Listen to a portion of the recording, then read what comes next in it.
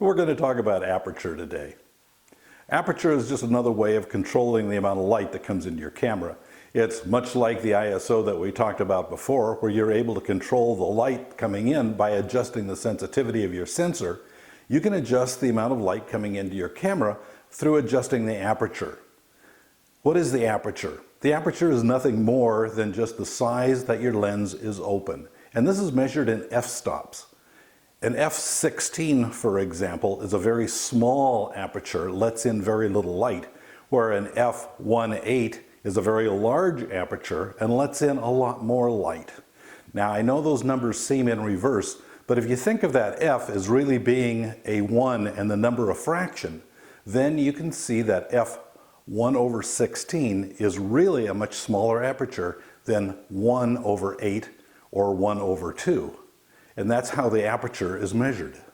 But just like the ISO had its side effect of introducing more grain or noise into your photo, the aperture also has its side effects.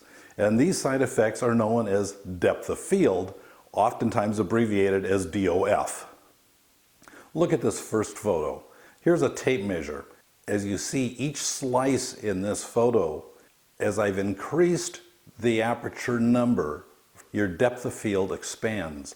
Also notice that it mostly expands towards the front of your field of vision rather than towards the back or even equally.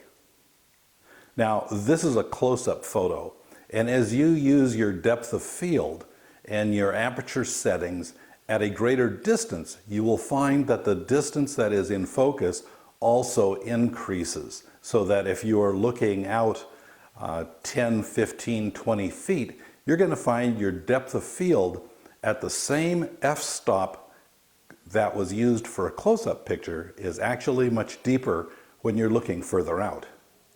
We can use this depth of field to our advantage. Here's a set of photos that I took recently showing what happens. In this first photo, yes, you can see the bird at the feeder, but look at that back wall. It's really distracting to the viewer. So by opening that lens up and using a smaller depth of field, you can actually blur the background, giving a photo that is much more pleasing to look at.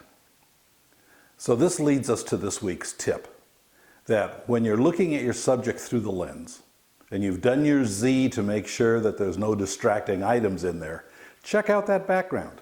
And if that background is going to be distracting to your viewer, then use a smaller f-stop and try to put it out of focus.